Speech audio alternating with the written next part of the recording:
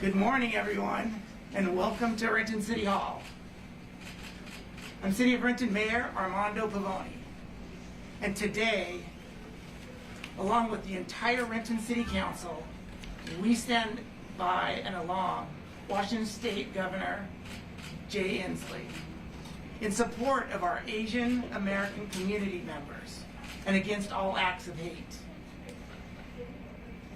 A hate crime against one community is a crime against us all. These crimes must be attacked, and the individuals responsible must be held accountable. The City of Renton is an extremely diverse, inclusive, and welcoming city, and our primary goal is to protect our residents and promote mutual respect for every community member. So, we are extremely proud that Governor Jay Inslee chose Renton to host and stand by the Asian American community. And in support, we are with you and we stand in solidarity. Thank you. And next up will be Toshiko Grace Hasegawa. Thank you.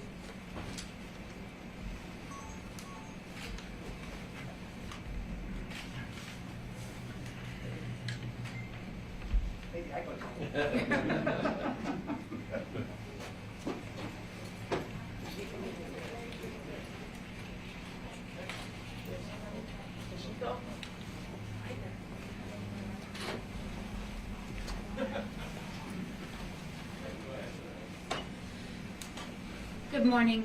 My name is Toshiko Hasegawa, and I'm the Executive Director of Washington State's Commission on Asian Pacific American Affairs. And I'm a new mom. I gave birth to my daughter during the pandemic, a mixed-race Asian girl who has the expanse of the whole universe behind her eyes. What goodness will she know? What people will she meet? What decency will she inspire? I have a tall wish list for the type of world I wish to see for her. But today, on my first day back from maternity leave, here we gather because the acts of hate and violence have once again struck the soul of our country. Members of the public are not just afraid. They are angry. They want justice.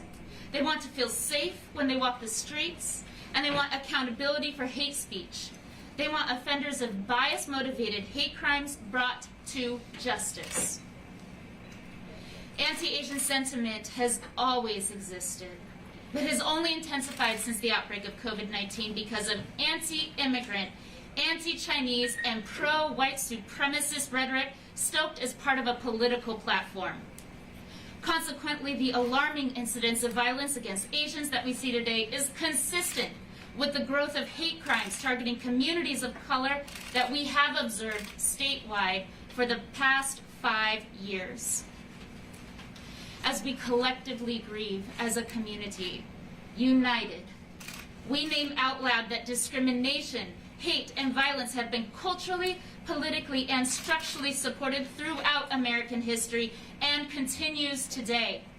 The seeds of hate were intentionally sown and watered, and we must weed them out. CAPA stands strong in its resolve to challenge systems that uphold the exploitation and victimization of vulnerable people. We are committed to continuing to make space as a commission and a community to hold crucial conversations interracially and intersectionally, to dismantle systems of oppression bringing harm to BIPOC, women, LGBTQ+, immigrant, refugee, and all other people historically targeted for acts of hate and bigotry. And importantly, we stand proud as people of Asian ancestry, whose communities have enriched this state's history, our economy, and our culture for generations. Even as grief weighs heavy on our backs, we will not bend. Our fight for social justice continues. Thank you.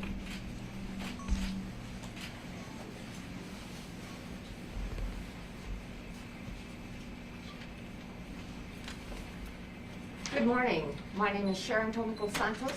I am state representative from the 37th Legislative District, which is inclusive of Seattle's Chinatown International District.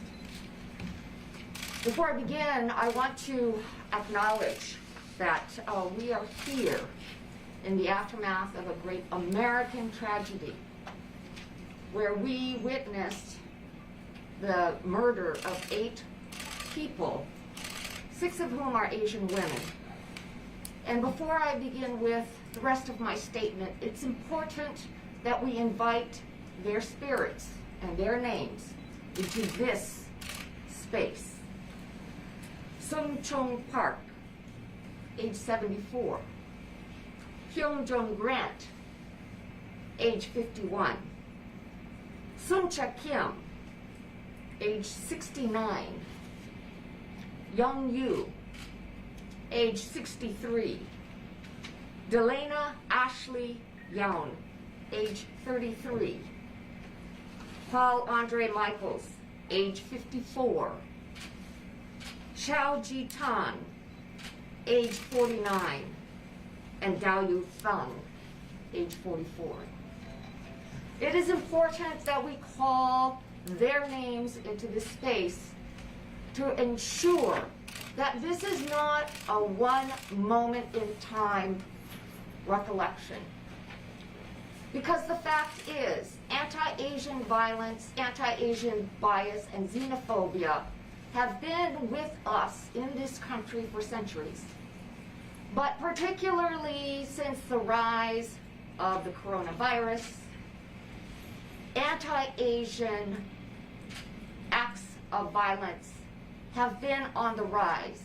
You all know that more than 3,800 incidents have been reported to Stop AAPI Hate since last year. How can we already forget the family in Midland, Texas, innocently shopping for their weekly groceries at a Sam's Mart, encountering somebody filled with anti-Asian violence and hate in his heart, stabbing little boys, ages 6 and 8? Or how can we forget the elderly woman in her 70s who was pushed in front of a New York subway? That was intent to kill. And yet, here we are again. When will it stop? You know, one of the great Asian Pacific American civil rights leaders, Grace Lee Boggs, once told us, change will not happen unless we take responsibility. And so, as a state legislator, since March of 2020, I have been leading, on behalf of the National Asian Pacific American Caucus of State Legislators, a special committee on anti-Asian violence and xenophobia, where we as state legislators across the country have been grappling with the fact that there's no common reporting center, there's no common way to address hate crimes, and even worse, when it comes to addressing API hate crimes, there is a lack of knowledge. So when you hear my community saying, I am not your virus, I am not your scapegoat, they're also saying, I'm not your geisha girl, and I'm not your computer geek. I am an individual because we have not been silent. But nobody is listening to us. And that has to change. So today, we want everyone to take responsibility, beginning with the members of the community. We need you to take responsibility and speak up, report incidences of hate. Just this weekend, I heard about a woman who was shopping in Costco last year who was accosted. And she was so taken aback, she didn't know what to do. In front of her child. I told her, you can still report it. It's not too late. So if you have been a victim of racial bias, racial harassment, racial crime, report it. We need to know the numbers and bring visibility to this horrific crime. We also ask on our allies to be our allies. When you see something, say something. Stand up, because these cowards are preying on people that they perceive as vulnerable, women and elderly. Take bystander training. As my good friend, the executive director of CAPA just mentioned, we also have to deal with our own internal biases amongst our communities. I feel so fortunate to have been the widow of one of the Gang of Four who taught us here in this region, no other place in the country has the same model of multicultural coalition building and action and activism. We can do that again. Thirdly, I call on all of our public policy makers, elected and non-elected. In order to affect change, you have to take responsibility. There is a bill in the legislature right now that has died that would have made hate crimes against persons a felony. So, there is a hate crime that can be charged if it's against a building. But if it's against any one of you or any one of your families because of perceived racial, ethnic, gender, religious, homophobic perceptions, it's not going to be charged as a hate crime felony. Public officials, we need to change that. We cannot tolerate this anymore. And today, we stand up for the 8 women who came here mostly as, they're not all women, 8 victims, but the women who came here as immigrants, who worked hard, one of whom has a connection to our region, having raised her boys here before she relocated them across the country. Let us recommit to saying we will make the change, we will be the change, and we will take responsibility. Thank you very much.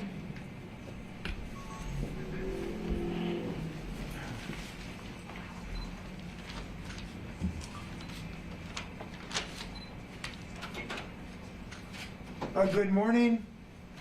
This we know, this horrendous surge, this scourge of harassment, intimidation, and outright violence against Asians and Pacific Islanders in our state is totally unacceptable. It has to end, and I am calling on every Washingtonian to wrap our arms around this threatened community and give it the strength and the solidarity and the commitment to do everything possible to end this hideous virus. This was not a Chinese virus of COVID. It is a virus of hate and fear that too often has been fanned by some political figures for political purposes. And this itself is a virus, and we must defeat it. It is dangerous. In some cases, as in Atlanta, it is fateful. And we must call upon all people, including our elected officials, to raise their voices against it wherever this virus arises.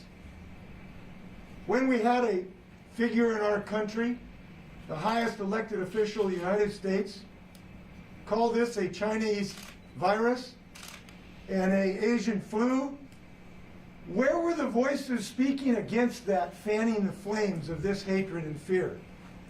We need these voices to speak up, of every official and every party, against acquiescence. Silence against the virus of hate is acquiescence.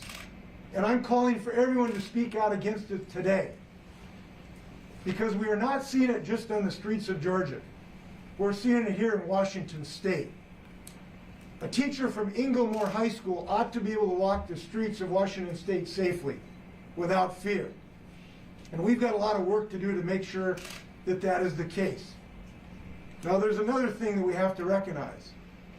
This is unfortunately not the only unique experience of hatred and fear against this community in our state. It has happened before.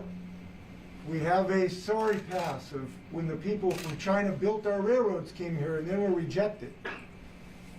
Right across from where I live, I look across at the first place, the Japanese American citizens were removed by the United States Army to camps 79 years ago this month. We have seen this hatred and fear before, but it still exists, and those seeds are now fertile, unfortunately, in our state. And we must speak against it. And we need to be united in all communities. This is not the only hatred and fear. The black community, the indigenous communities, women have been subject to this hatred and fear. And we must be united against it. So I'll just close my comments by quoting what the Japanese Exclusion Memorial says on Bainbridge Island. Nidoto nai yoni. Nidoto nai yoni. Let it not happen again. Let this violence not happen again. Raise our voices to make sure that that is the case. Now, I want to introduce a tremendous leader who joined our legislature recently and had a tremendous impact. Representative Mylan, come on up. Representative Pat.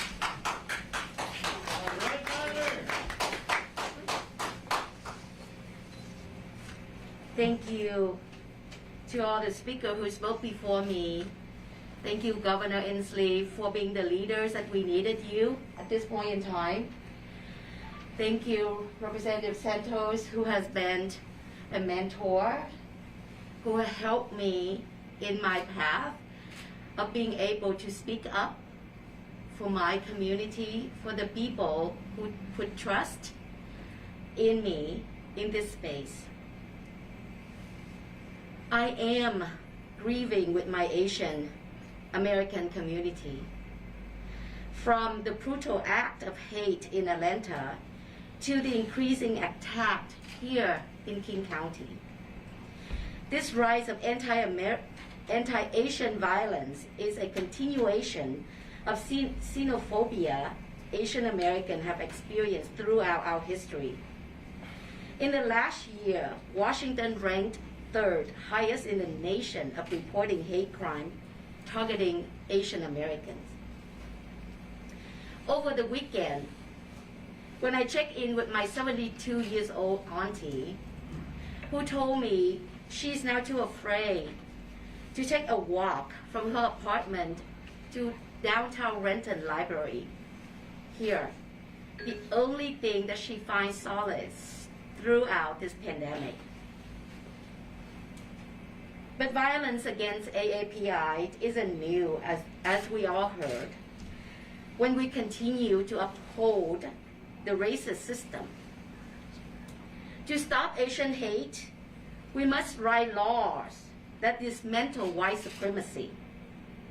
We must reimagine public safety to support the movement for Black lives. We must end violence against all community of color by protecting the right to housing, supporting low-income families, and shut down the Northwest Detention Center.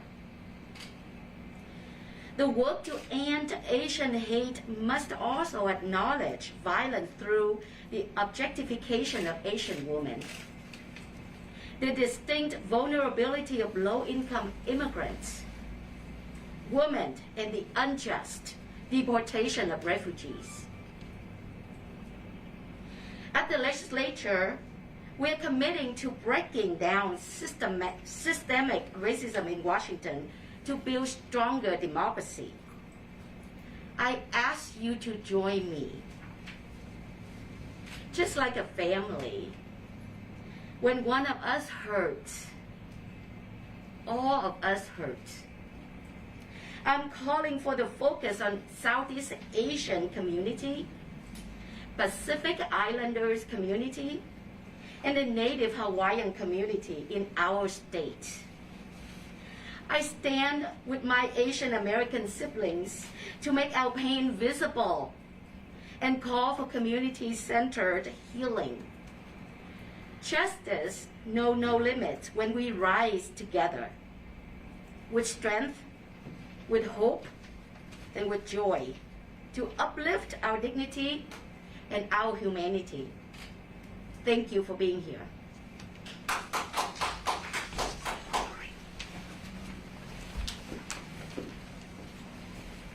Thank you, Representative Tai, and thank you all for being here today. I'm King County Executive Dow Constantine. Thank you for joining in the effort to call out the scourge of white supremacy that has, from its very beginning, plagued our country. We all know the struggle over the last year in the pandemic has taken a toll on everyone in our community. But it is heartbreaking to see that our Asian and Pacific Islander brothers and sisters are having to endure this, and endure it now. The shame of racist smears and slurs from former President of the United States during this public health crisis clearly ignited some of what was simmering beneath the surface. It made the systemic inequities and discrimination worse and helped fuel the rise of hate that we're seeing in this community and across the nation today. White supremacy and hate cannot be tolerated in King County, in Washington State, anywhere in the United States of America. We have to join together to drive it out with our collective light, and to shine that light toward the common ground that can unite us as we work together and heal this divide. I want to be clear to everyone who's feeling the attacks of the recent months. King County government, the people of Martin Luther King County, stand with you. Last summer, as we stood with the black community in that moment of reckoning when somehow white America was suddenly stirred to reality about what has been going on in this nation for centuries, I said we have to do more, we have to do better, we have to stand up together, to speak out, to confront those who hate. It is a constant fight, generation after generation, to make this nation live up to the words of its founding and to live up to its genuine promise. And today we look to each other for inspiration in that ongoing battle.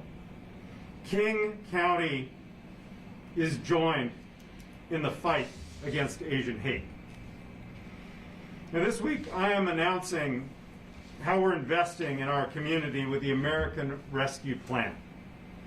We, of course, are going to be funding the COVID response, funding continued prevention, funding expanded vaccines, particularly into communities that have been marginalized and have had less access and have had greater rates of infection.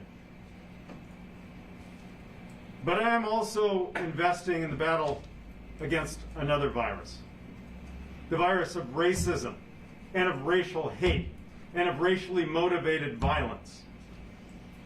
Today I'm announcing the first part of our rescue plan funding, where we will provide $5 million in grants to community-based organizations to increase funding for anti-hate and bias response and to support the Coalition Against Hate and Bias. That is a coalition of 8 organizations, some of which are coalitions themselves, who reach out to the community, who collect the reports, the incidents of hate and hate-based violence, who shine a light on what is going on in the community, because we know that through education and visibility, we can help deter that violence and that hate.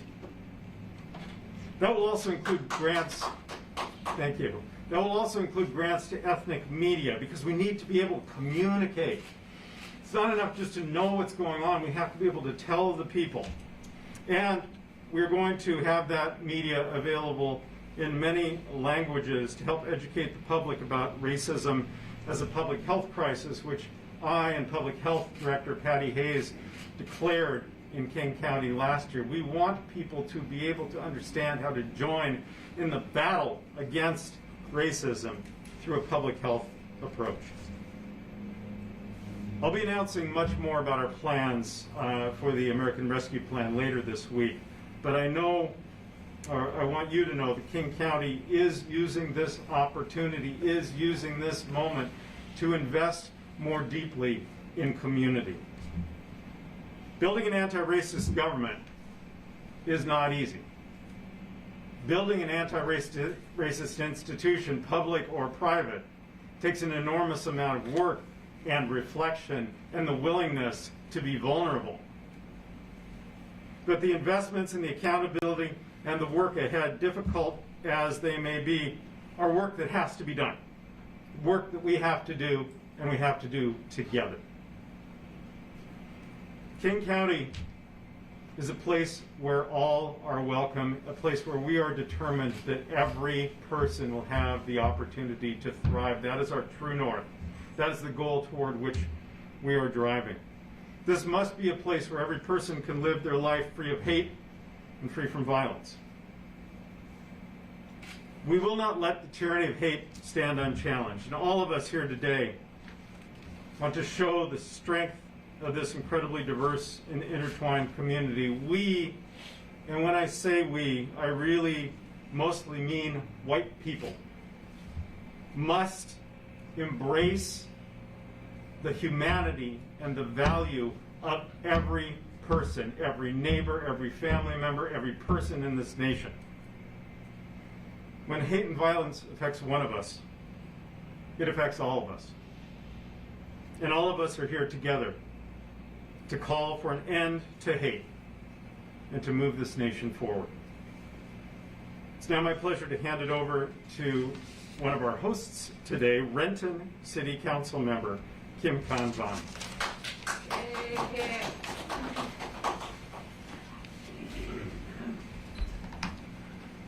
Thank you, Executive Constantine, and welcome everyone. Welcome to our home, Renton, where we're ahead of the curve. Welcome. I stand on the shoulders of our giants, our elders, our ancestors. I thank the Shalis tribes, the Duwamish tribe, and the folks that have stewards the land and sharing this land with us. Thank you. I come as a former refugee, a proud immigrant, a public school graduate, a 10-year of practicing immigration law, and as an attorney, as a daughter, as an Asian American, as a woman, I stand in front of you. And those are the lived experiences and the professional experience that I've had in my short 36 years of life on this earth. But it's the experience of where are you from? What country are you from? No, really, what's your citizenship? What's your nationality? Oh, you don't speak with an accent. Why, thank you. Thank you, my friends, my community members. That's how I come into the space. And when I hear stories of the kindergartner in our school district getting called your Chinese virus because your parents are from China, even though you're born here.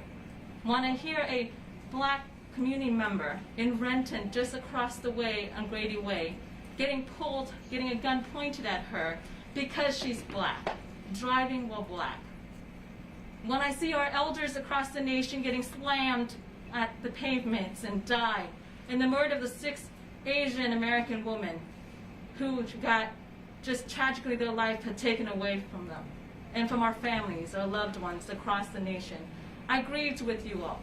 I grieved with our Asian American Pacific Islanders community. I grieved with our community, our American community, because the Asian American experience is the American experience.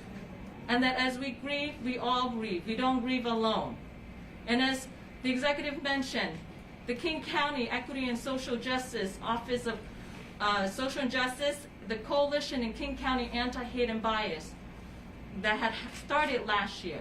I was a volunteer because at the onset of the COVID-19 pandemic, we were called Chinese virus. We were called this. We were called Kung Flu.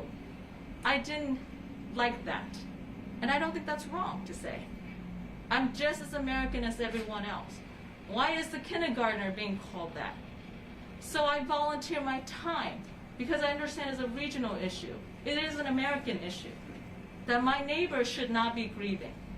And up until now, as my volunteer time with community members like in CISC, which is Chinese Information Service Center, with East Side for All, we have United Indians of All Tribe Foundation in there, Vietnamese American community of Seattle, Snohomish, King counties.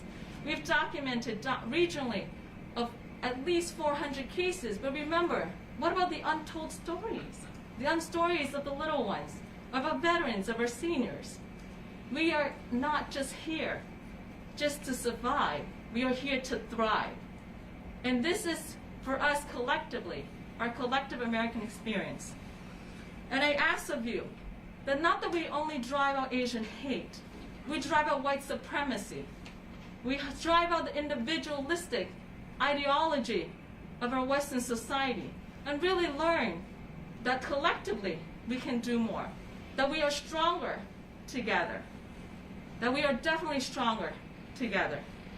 And as we speak here with this press conference, 11 miles away in the Chinatown International District, there are folks holding vigils for those 6 Asian Americans' lost lives. And I ask you to remember of them. And remember of our elders being slammed to the pavements. And I ask you to volunteer, to speak up, to speak out.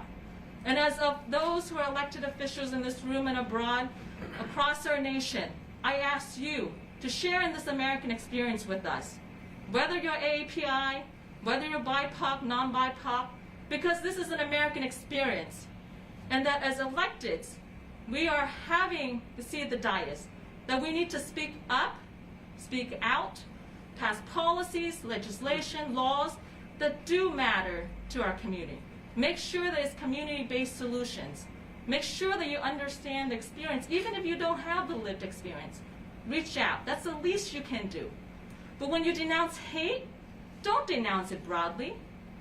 If it's affecting a certain community, make sure you understand that you mention that community in there. Just that one word, AAPI, means a lot. So I ask you all, through compassion, accountability, and centering community, that we move forward and heal, but we cannot heal without accountability. And I have hope for us in Renton, in King County, and as a nation. So thank you, my neighbors. Thank you, friends. I will be introducing Tanya Wu, a community leader, and she'll be speaking of her projects and the things that they've done in Chinatown, Seattle. Thank you.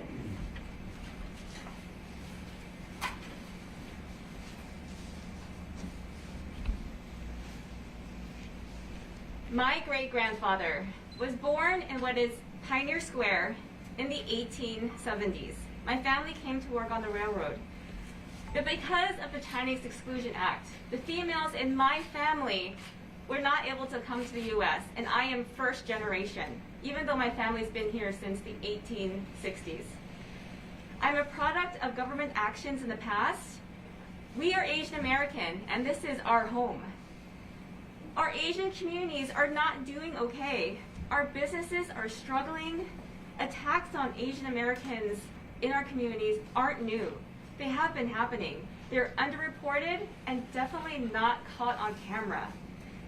The Chinatown International District houses about 1,000 vulnerable seniors. And these seniors don't feel like it's safe to come out of their homes after 4 p.m. Violence against Asian Americans, especially our elderly, has to stop. Standing up here are the young adults leading this movement. They are the leaders of the Asian American Pacific Islander Against Hate. We denounce acts of violence against Asian Americans and Pacific Islanders amidst this current surge of hate crimes and incidents. We are a coalition of nonprofits, community leaders, individuals, and young scholars combating hate, bias, and systemic racism against our communities. We are based in King County. We are led by these youth and supported by elders, aunties, and uncles in the community. We are an intergenerational movement among AAPI community members. So these youth are fighting a pandemic of hate. This group was created to raise awareness about hate and bias in our local communities. We believe survivors and urge them to please report if something has happened to them. We want to work with our elected officials and together co-create community-based solutions to public safety. We will hold these officials accountable. And this past week, these amazing young adults have been holding rallies every day in different cities in King County, and these rallies will continue. So I am one of the supporting members of this coalition. I am with the Chinatown International District Night Watch. We are a group of volunteers that had come together early June after a devastating wave of rioters and looters went through our community. We patrol the streets of Little Saigon, Chinatown, and Little Japantown every single night. We are a community-based initiative that started as an alternative to maximum force policing. We've broken up fights. I fed the unhoused. We check in on businesses and residents to make sure that everybody is okay. And we walk at night believing that we have strength in numbers. We urge the community to help police fund community organizations such as the Chinese Information and Service Center, who collect data and reports from non-English speakers in the community about hate crimes that have happened to them. We also work with the Organization of Chinese Americans who are advocates of our community.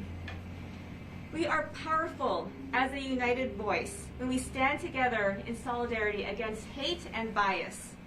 There is strength in our numbers, and we want justice for everyone. We will not tolerate racism, xenophobia, scapegoating, or stereotypes. That has to stop. We will not be silent. Thank you.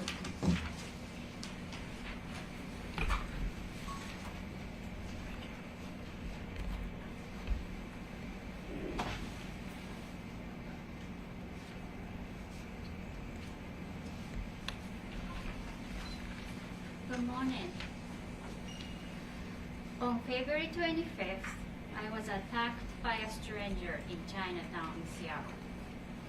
He followed me and struck me in the face with what looked like a rock in a sock. He knocked me unconscious, leaving me with fractures in the nose and cheek, broken teeth, and concussion.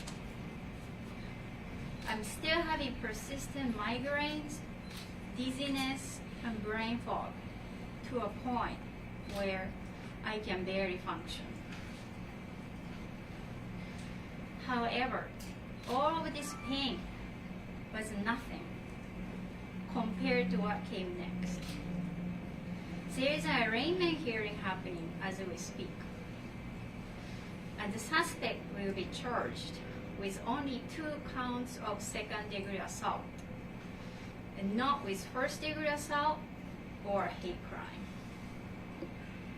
In worst case, he could be freed after 12 to 14 months in prison, and could come back to Chinatown to attack more people.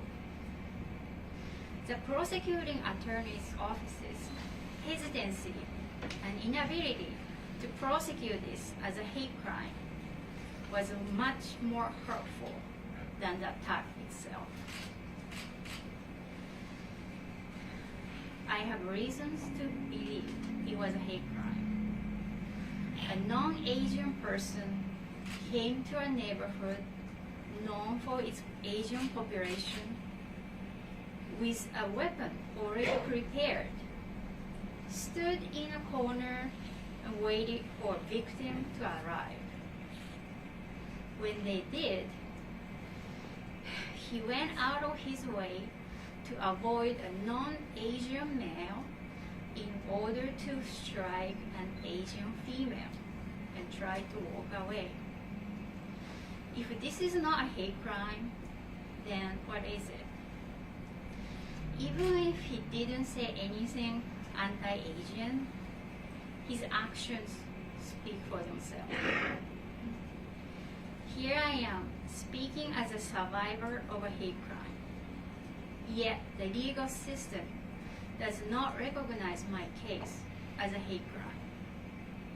even more shocking is that even if he's charged with a hate crime, it does not add any more jail time to the sentence. What is the message here? Does the legal system have any real interest in protecting Asian American community from hate crimes?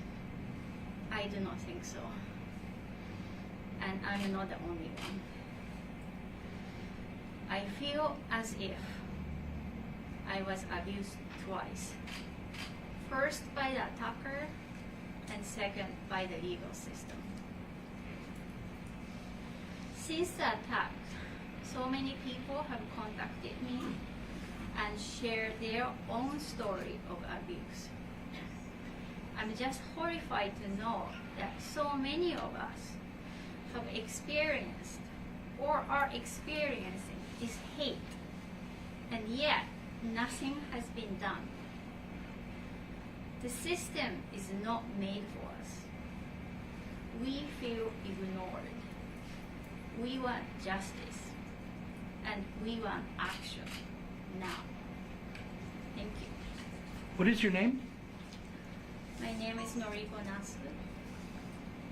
Thank you.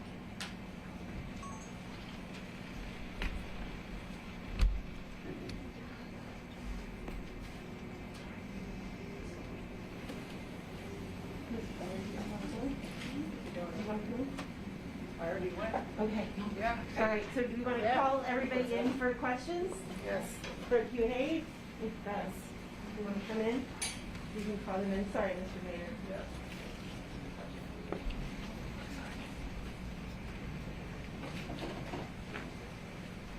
If some of the members want to come up and join? Well, the speakers who are still here, if you could join me.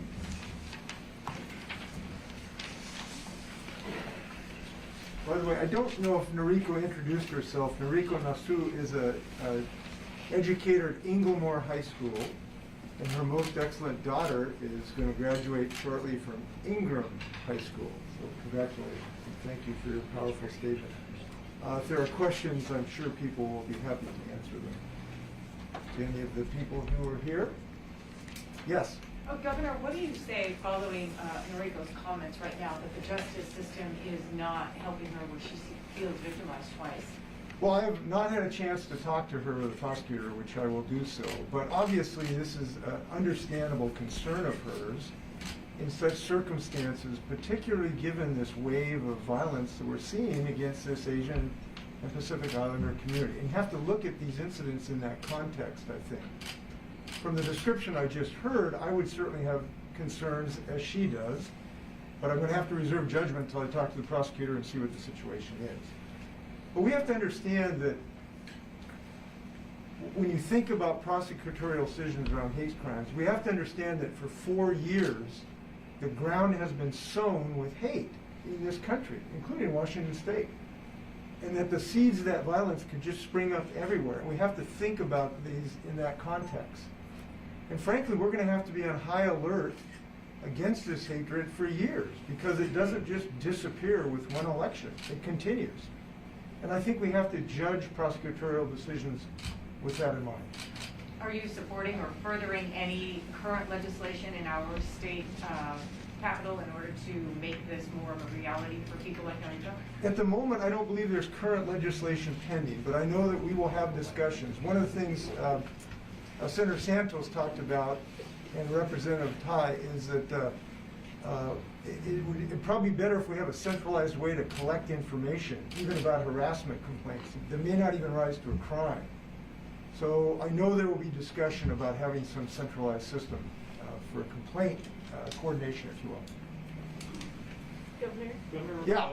We had heard from other cities that say that they were talking about increasing police presence. I heard New York City was doing that, Seattle was doing that. Is there anything more practical that could be done to protect the Asian American community? Can there be more police officers doing more investigations, stuff like that? Well, I believe that can happen, all while doing that in a nonviolent way that doesn't exacerbate the situation. But yes, there are things that can be done. And you heard from Tanya Wu, who just talked about those things as a community leader, of essentially embracing these communities as citizens in what I believe is an effective way. But I really do believe the solution to hatred and fear and violence is not just a law enforcement response. It's a response by giving people mental health treatment, by giving them housing solutions, by having adequate medical care, making sure educational system stamps out systemic racism. This has to be a holistic response to this problem of fear and hatred. You can't just solve it with some law enforcement, and that's what we're involved in. It means having equity in our vaccine program, which we're working on. We're working with a number of Asian and Pacific Islander communities to make sure we have as much equity as possible in the distribution of our vaccines. So there's many things we have to do to stamp out hatred and fear, not just one. Tanya, would you like to add anything? Sure. Is there anything else that you can do to protect against more against hate crimes, or maybe expedite any sort of legislation? Well, yes. What the point I'm trying to make here is that we are affected by what we say. That has an impact. And unfortunately, some folks allowed the President of the United States to fan the flames of racial hatred against Asian and Pacific Islanders for 4 years. For 4 years. And people did not stand up against it. So the first and most powerful thing we can do is to say we're not going to countenance that anymore. It's too dangerous. It's too violent. It's too harmful to everyone. So that's the first thing we're doing. It's what we're doing it today. And we want to be very vocal in that regard. Now, there are other more practical ideas of what we talked about, of community healing and community empowerment, and giving people a solution to the systemic racism that has so bedeviled this community, as well as other communities of color. And there are many things that go beyond the time we have in this press conference in that regard. Yeah. Go ahead. Do you have a question? Yes. Yeah. You mentioned education. Do you think we need to train the next generation not to hate? Most definitely. And this is a powerful weapon against this virus of hate, and that is education. And I can tell you there's some really great education going on in our state. Our teachers are teaching social and emotional learning to be able to reduce anger and distrust of the other. It's a very powerful curriculum of social and emotional learning that's going on. I credit our educators for what they're doing today. We have to make sure it's available to every student in this regard. There's some from the Anybody else? API community. Anybody else? Anybody from the API media? I Yeah. have a question, Governor. So I just heard the speakers say, a group of 3 speakers say they're patrolling in the Chinatown in the international district. And I think they are young people and they are vulnerable themselves. So is it possible for the government to increase law enforcement to help them to protect Chinatown and the international district? Well, my understanding, there has been a request for some additional presence of officers to try to give people more security. But I would reiterate that cannot be the only solution to this problem. As long as people fan the flames of hatred, that's not going to solve the problem. All of us have to embrace this community. All of us have to speak out against people who will fan the flames of racial intolerance.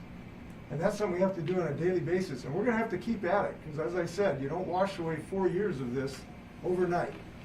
So we got more work to do.